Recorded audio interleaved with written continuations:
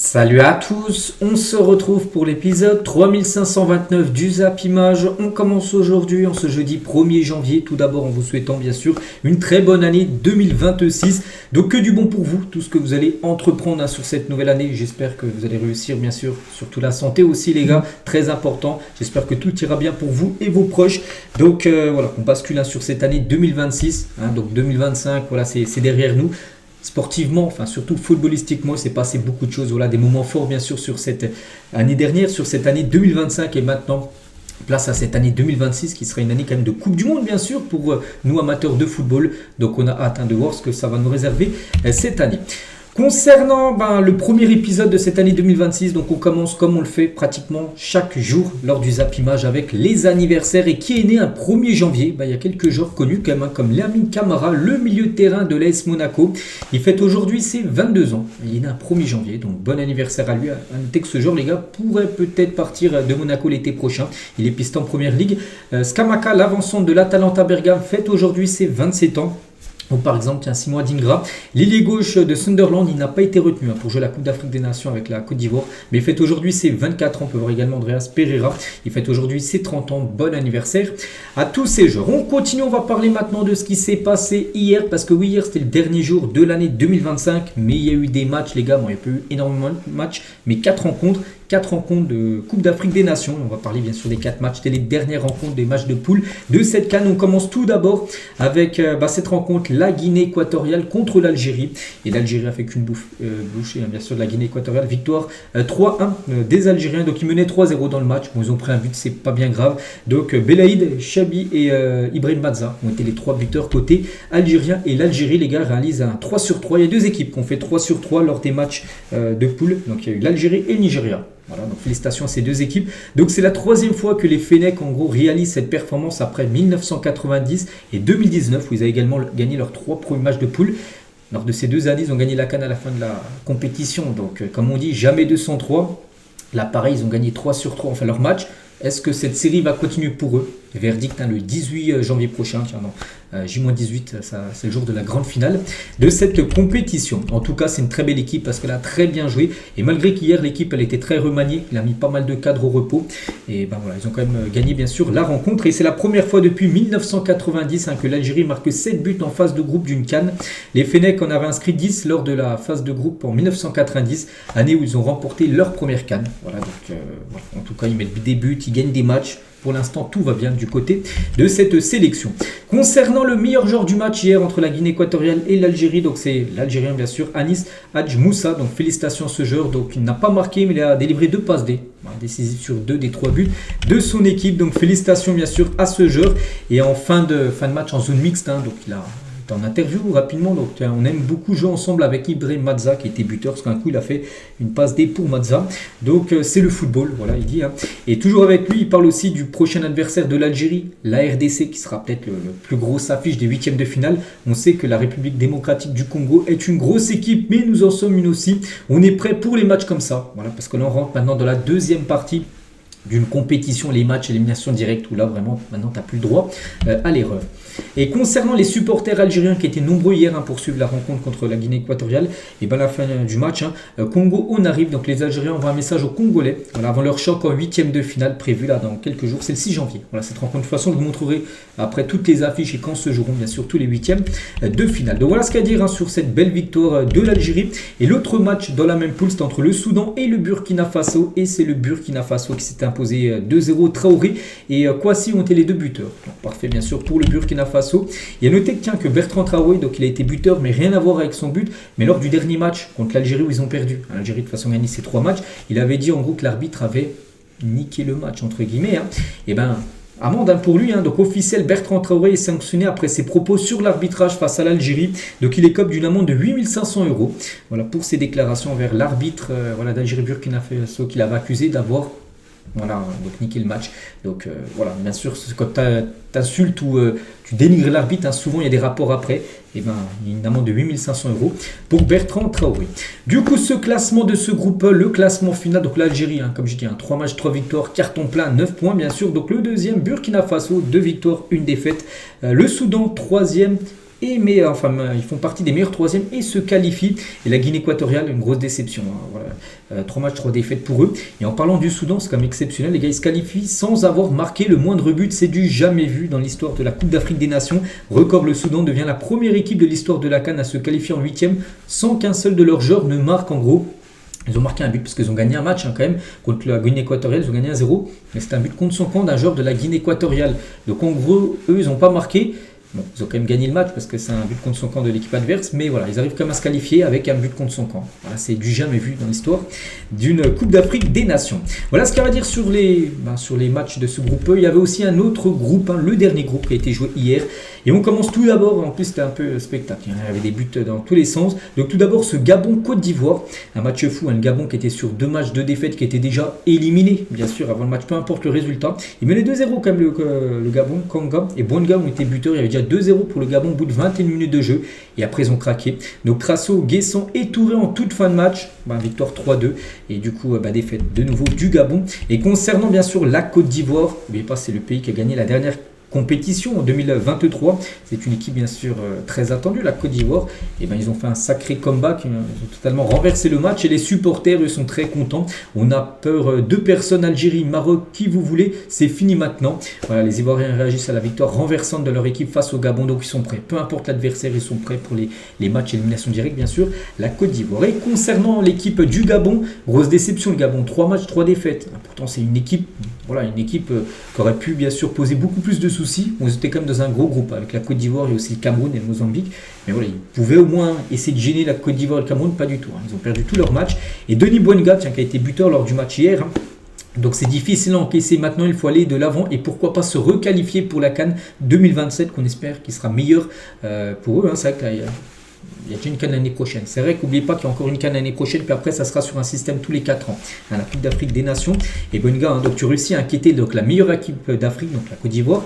Et au final, tu perds contre le Mozambique et le Cameroun. C'est difficile à encaisser. Malheureusement, il y a eu plus de mauvaises choses que de bonnes choses lors de cette CAN pour le Gabon. C'est ce qui fait qu'on est éliminé avec 0 points. Il faut aller de l'avant, comme je dis, et essayer de se qualifier pour la prochaine compétition. Et Aubameyang qui était forfait pour le match. Donc sur son compte X, parce qu'il a beaucoup été critiqué. Aubameyang, bien sûr, voilà, tu lâches l'équipe, tu veux pas jouer le dernier match, même si c'était pour du beurre. On sait qu'il est retourné à Marseille. Je pense que les problèmes de l'équipe sont bien plus profonds que la petite personne que je suis, parce qu'il a reçu beaucoup de critiques, bien sûr, de supporters du Gabon. On a dit que c'est pas à cause de lui, voilà, que le Gabon a floppé. Il dit que c'est bien plus profond. Actuellement, les performances bien sûr du Gabon qui sont pas avec 3 matchs, 3 défaites. Et Aubameyang, les gars, lors du match précédent, c'était contre la Mozambique. On apprend d'après l'équipe, les gars, qu'Aubameyang a secoué ses partenaires face au Mozambique, reprochant certains leur attitude à la mi-temps. Ils ont perdu le Gabon. De toute façon, ils ont perdu leurs 3 matchs. Donc sur la pelouse, donc Mexer lui a dit de se taire et le Marseillais l'a également invité à fermer sa bouche. Aubame a aussi levé les bras au ciel après un enchaînement de mauvais centres de son équipe. Un centre, juste un centre. Parce qu'il y a beaucoup de joueurs du Gabon qui centraient, puis ils centraient n'importe comment. Et il demandait juste un centre, vraiment, mettez-le-moi bien et j'essaierai de marquer. Et tu ne peux pas marquer, bien sûr, si les centres ne sont pas de bonne qualité. Donc voilà, le Marseille n'a pas négligé son pays lors de cette CAN. Jouer sous les yeux de ses fils, qui était possiblement sa dernière CAN. Voilà, ça a été compliqué, bien sûr, pour Aubameyang, maintenant qui est de retour à Marseille. Et l'autre match, le dernier match des poules, c'est entre le Mozambique et le Cameroun. C'est en même temps, bien sûr, que le match Côte d'Ivoire et Gabon. Donc là aussi, les gars, on va dire la plus petite équipe, le Mozambique, menait 1-0. Comme lors du match avant, c'était le Gabon qui menait même 2-0. Mais ils ont perdu le match, une victoire 2-1 du Cameroun. Néné buteur contre son camp, un but de Kofané. Tiens, Kofané en plus a été élu homme du match lors de cette rencontre. Et du coup, le Cameroun renverse, on va dire, le Mozambique et du coup, s'impose. Et du coup, ce classement de ce groupe F, ça a été ultra serré jusqu'à la fin parce que ça s'est joué à différence de but. Donc 7 points pour les deux équipes, la différence de but à plus 2 pour les deux. Donc après, je crois que ça doit être une autre règle qui rentre en rigueur. Peut-être l'équipe qui n'a pas pris moins de buts. Et du coup, c'est la Côte d'Ivoire. Et du coup, c'est la Côte d'Ivoire qui finit en tête. Parce que c'est pas la même chose. Si tu finis premier ou deuxième, t'es pas dans la même partie, t'as pas le même adversaire, on va dire, en 8e de finale. Et c'est vrai qu'un coup, les gars, quand la Mozambique menait 1-0, l'autre match avait 0-0, par exemple. Enfin, oui, c'est ça. Et le Mozambique a été même un coup leader de son groupe. Imaginez, ça aurait fini comme ça, la Mozambique premier, ça aurait été totalement différent, on va dire, les huitièmes de finale qui sont maintenant officiels parce que ça a changé, bien sûr, le classement final est bien celui-là. Du coup, ça y est, on connaît toutes les affiches, les huitièmes de finale de cette compétition de la Coupe d'Afrique des Nations. On va parler de tous les matchs. Donc Mali-Tunisie, on le connaissait déjà hier, on a déjà parlé de cette rencontre. Donc le Sénégal, on ne connaissait pas leur adversaire, ça sera le Soudan, l'équipe qui n'a toujours pas, qui a marqué un but mais contre son camp. Voilà, donc ce sera pour le Sénégal. Le Sénégal, il y a des chances qui passent. Après, c'est match élimination directe, tout peut arriver.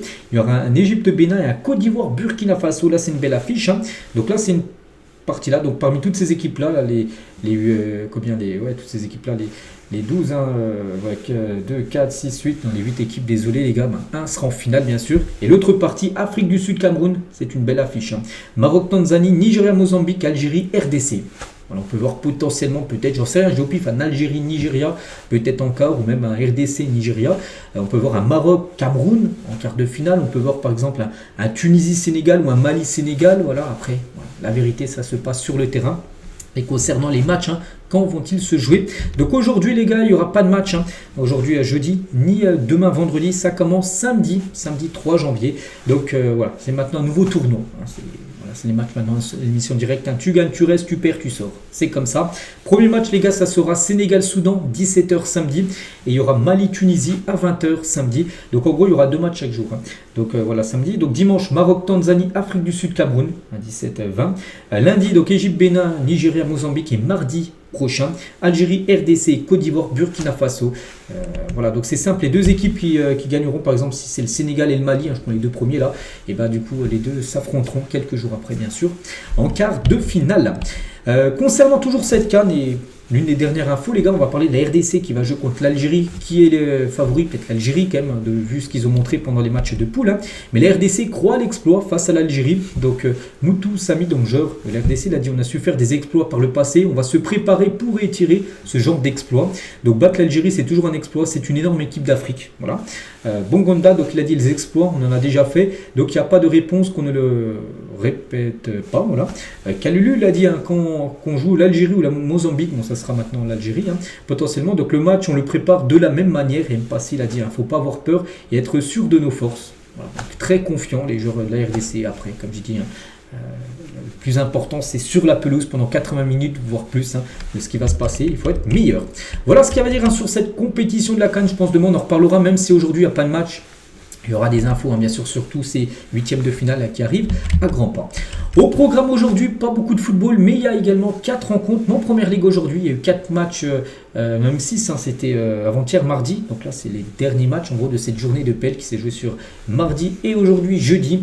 Donc par exemple, un Palace Fulham à 18h30, Liverpool reçoit Leeds United 18h30 également, Brentford Tottenham ce soir 21h et Sunderland reçoit Manchester City 21h. À noter que City est à 5 points, ils sont deuxième, 5 points derrière Arsenal qui a joué et gagné, on sait, avant-hier 4-1 contre Aston Villa 3e.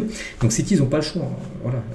Arsenal, ils ont 5 points d'avance, il faut absolument gagner. Pour City, pour recoller à 2 points, on va dire, de l'équipe des Gunners. Toujours tiens avec la première ligue, on va parler d'une très grosse info.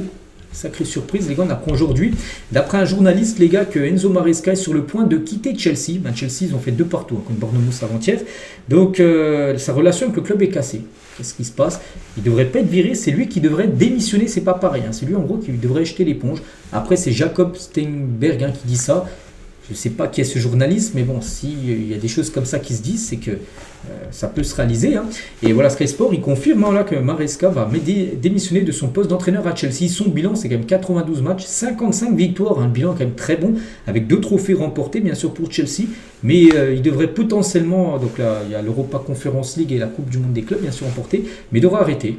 Voilà, donc, on ne sait pas trop ce qui s'est passé, peut-être lors du dernier match, ce qui s'est embrouillé avec sa direction, j'en sais rien, mais il pourrait peut-être aujourd'hui, demain, j'en sais rien, il pourrait jeter l'éponge du club de Chelsea. Ce serait quand même une sacrée surprise.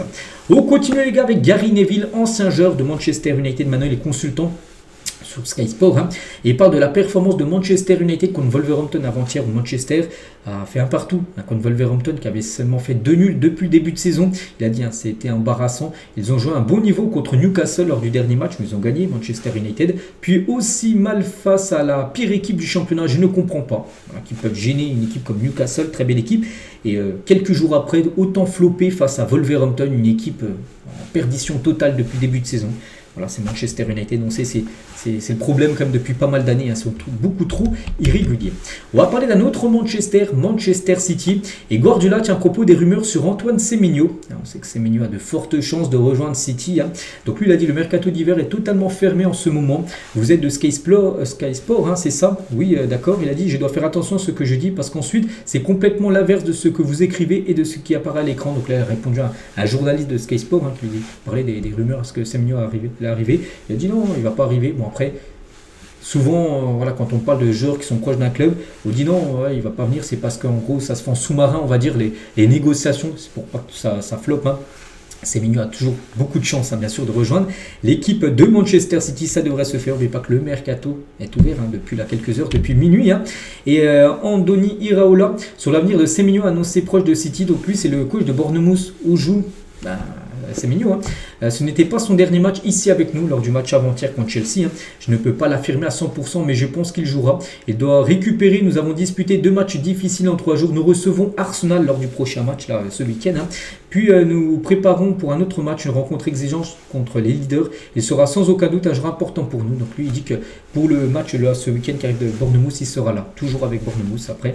N'oubliez pas qu'il y a une clause libératoire prévue jusqu'au 10 janvier. Voilà, après, elle a 75 millions d'euros et si tu l'achètes, on va dire le 22 janvier, hein, par exemple, hein, ben, ça coûtera plus cher. C'est pour ça que City, s'il venait à le faire venir, hein, ça sera bien sûr avant le 10 janvier, mais Bournemouth, enfin l'entraîneur dit qu'il sera encore là ce week-end pour jouer contre Arsenal.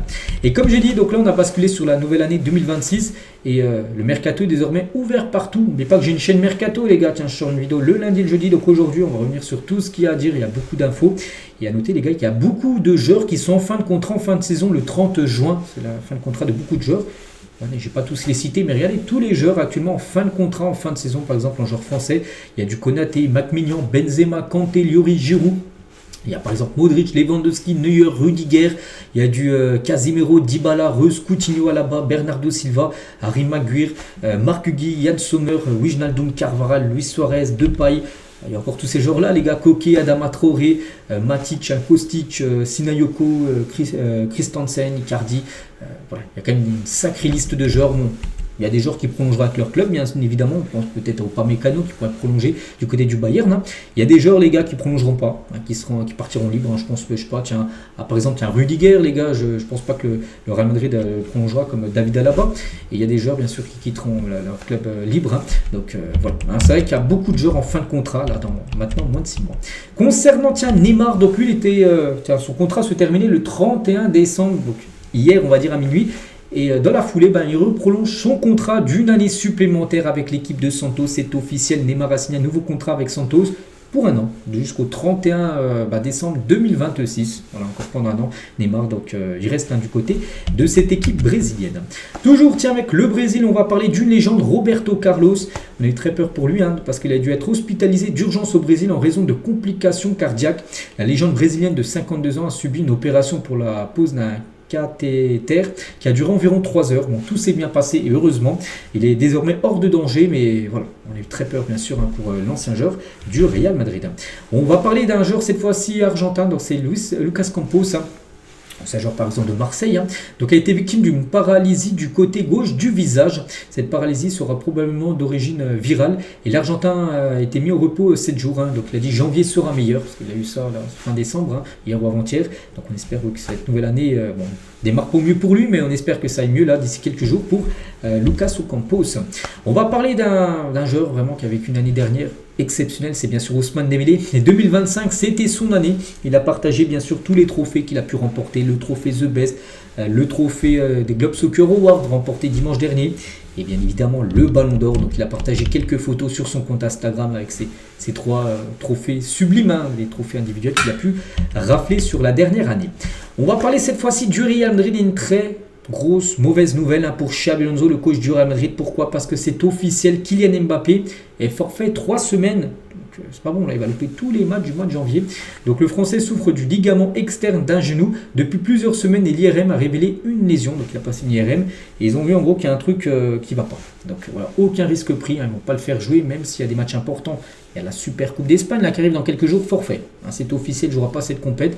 On parle d'Mbappé quand même qui marque quasiment tous les buts au Real, donc c'est une catastrophe pour le Real Madrid de perdre son meilleur buteur. Mais voilà, pas de risque pris, hein, donc il sera éloigné des terrains 3 semaines, donc il va louper pas mal de matchs. Hein. Le match tout d'abord le 4 janvier. Date de mon anniversaire, ça sera dimanche bien sûr, contre le Betis. Ensuite le 8, jeudi prochain, dans une semaine jour pour jour, deuxième demi-finale la veille, le mercredi, il y aura le Barça contre Bilbao. Et le lendemain, donc, dans une semaine, jeudi prochain, Atlético Madrid Real. Voilà, il loupera ce match avec potentiellement la finale. Si tu te qualifies le 11, c'est une finale. Est-ce qu'il sera là ou pas? Il ne sera pas là. Voilà, peu importe si le Real y est ou pas. Hein. Real Madrid Levante, il ne sera pas là. Le Real Madrid aussi, Monaco, son ancien club, il ne sera pas là. Il pourra revenir peut-être pour le match d'après, tout simplement Mbappé.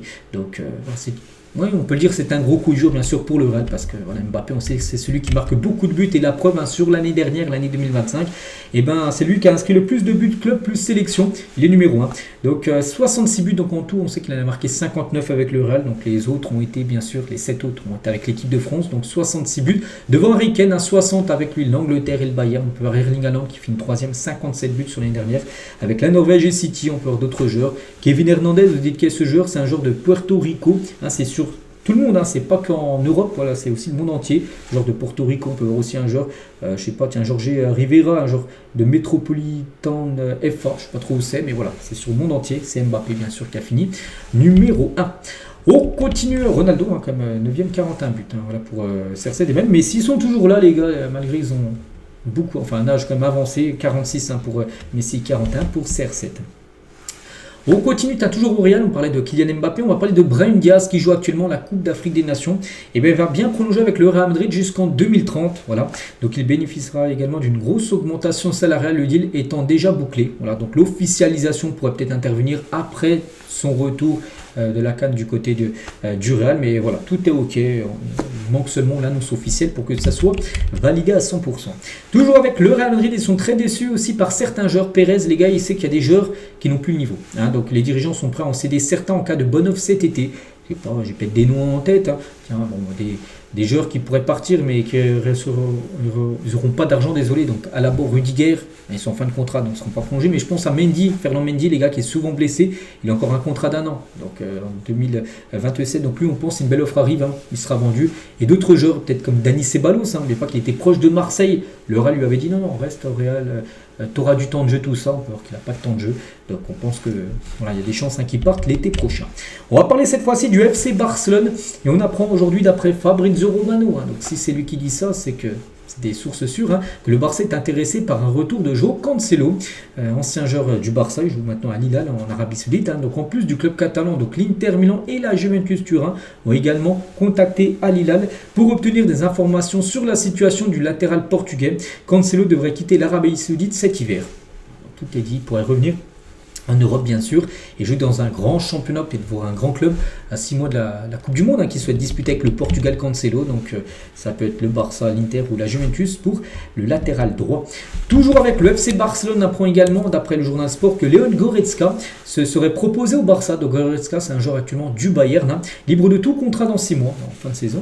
Le milieu du Bayern souhaiterait rejouer sous les ordres d'Hansi Flick, avec qui il a gagné la Ligue des Champions en 2020. Je me souviens, c'était la finale face au PSG où il avait même été titulaire en finale. Goretzka, donc il aimerait rejouer avec Hansi Flick. Hansi Flick, c'est le coach du Barça, donc en gros, il propose ses services au Barça. Donc si on pense à Flick, s'il valide, si Flick il dit oui, tiens, je veux ce joueur-là, donc le Barça le fera venir, bien sûr. Le Barça écoute les demandes de Flick au vu du bon taf qu'il fait, et surtout il sera libre. Voilà, Goretzka.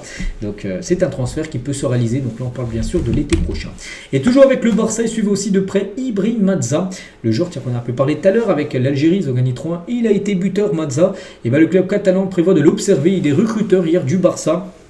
Lors du match contre la Guinée équatoriale, ils ont été plutôt satisfaits parce qu'il a fait un gros match, en plus buteur. Donc c'est un joueur aussi que le Barça suit, ce Ibrahim Mazza.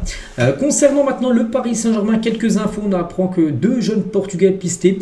On sait qu'en plus le PSG adore les joueurs portugais. Donc Alberto Costa et Anicio Cabral, voilà, sont suivis de près par le PSG. Vous dites mais qui sont ces joueurs-là? Le premier, donc Alberto Costa, est un latéral droit de 22 ans du FC Porto.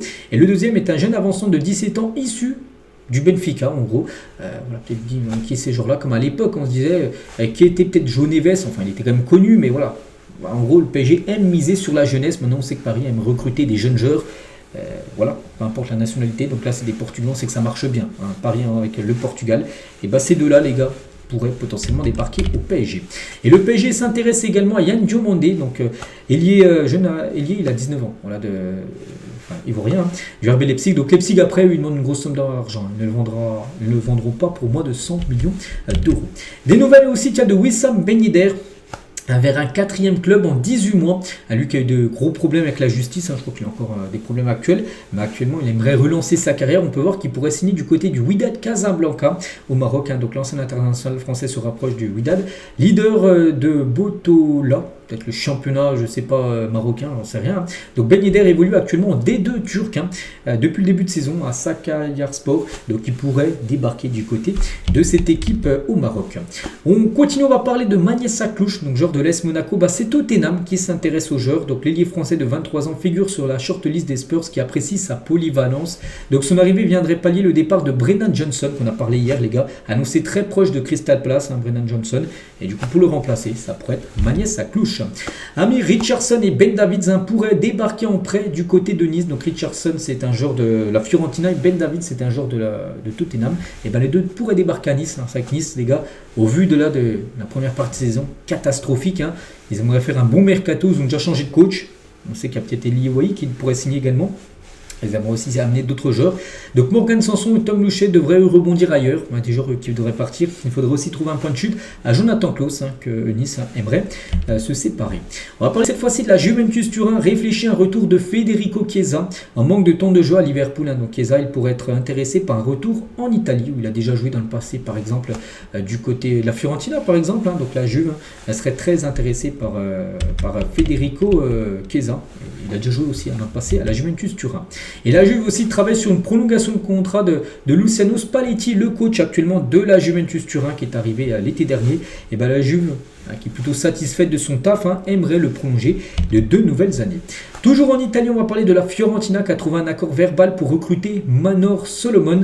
Donc son prêt à Villarreal est interrompu, il va rejoindre la Fiorentina en provenance de Tottenham. Voilà, donc il devrait débarquer du côté de cette équipe de la Fiorentina qui actuellement lanterne rouge son dernier. Bien sûr du championnat eux aussi, ils aimeraient faire un bon mercato pour essayer de sauver leur saison et surtout ne pas descendre en série B. Du côté de la Ligue 1, concernant Arnaud Kalimundo, ancien joueur de Rennes qui est parti à Nottingham Forest l'été dernier, donc il est fort probable que Kalimundo revienne déjà en France cet hiver, certainement sous la forme d'un prêt. L'ancien Rennais n'a toujours pas marqué en première ligue avec Nottingham Forest, il est arrivé pour 25 millions d'euros comme l'été dernier. 0 but marqué à Nottingham Forest, sont très déçus de ses performances et il pourrait revenir en France. On sait pas. Je sais qu'il y a le Paris FC par exemple qui est intéressé pour l'avoir en prêt.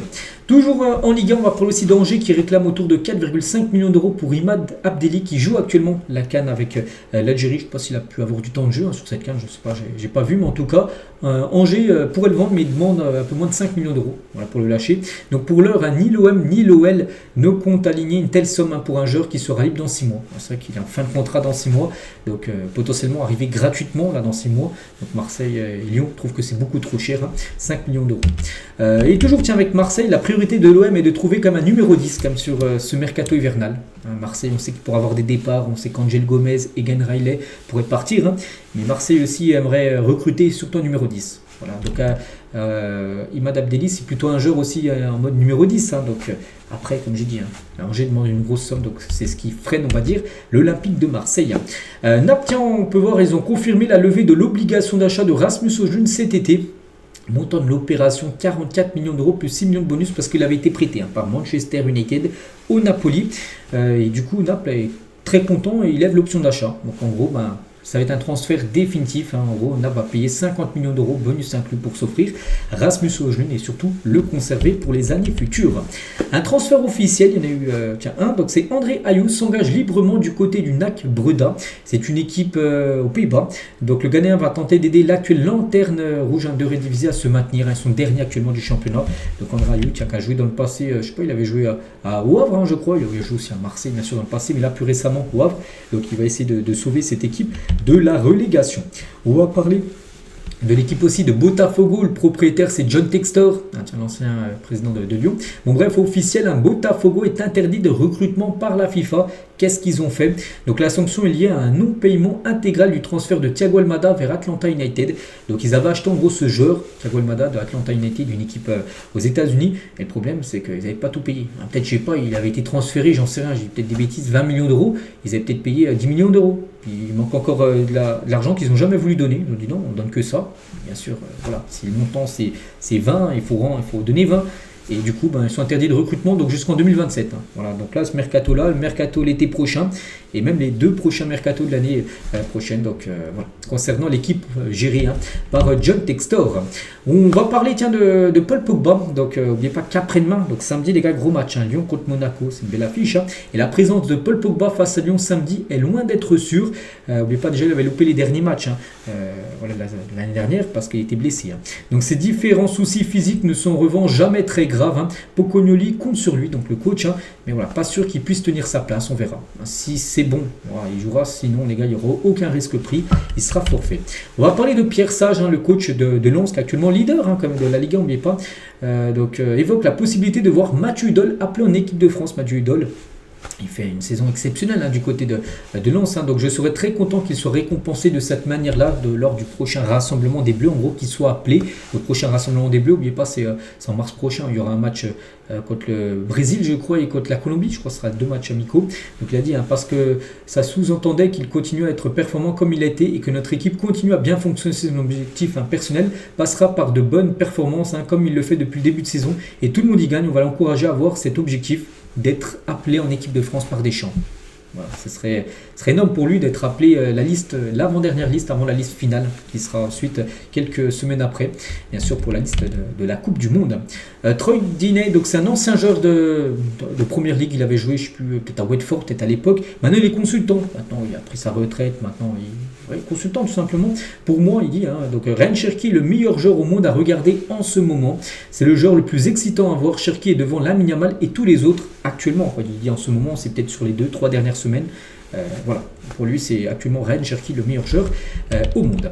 Et on finit aujourd'hui avec Luis de la Fuente, le sélectionneur espagnol. Il parle de Balde Carreras, des défenseurs gauche, parce qu'en gros du côté de l'Espagne il y a un gros problème, enfin non c'est pas un problème, mais il y a beaucoup de défenseurs gauche de qualité. Tu as Balde, Carreras, Cucurella et Grimaldo, donc il y en a 4, et du coup liste de l'Espagne bien sûr il y en a souvent 2 qui sont appelés, les 2 autres qui ne sont pas appelés, donc c'est souvent Cucurella et Grimaldo qui sont appelés, et Balde, Carreras, défenseur gauche du Barça, défenseur gauche du Real Madrid, ne sont jamais appelés.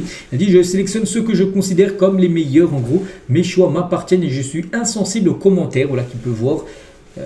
Voilà, il s'en fiche, voilà, parce que les supporters du Real poussent pour que Carreras soit appelé en sélection, et les supporters du Barça poussent pour que Balde soit appelé en sélection. Il a dit, il s'en fiche, lui, il regarde qui est le meilleur, et pour lui, c'est Cucurella et Grimaldo. Il a dit, Balde a déjà joué avec moi, Carreras pas encore, mais il a évolué dans les équipes nationales de jeunes. Il figure sur notre liste préliminaire et sont très performants, mais tant que je jugerai que d'autres joueurs sont performants, donc Cucurella et Grimaldo, ils continueront d'être convoqués.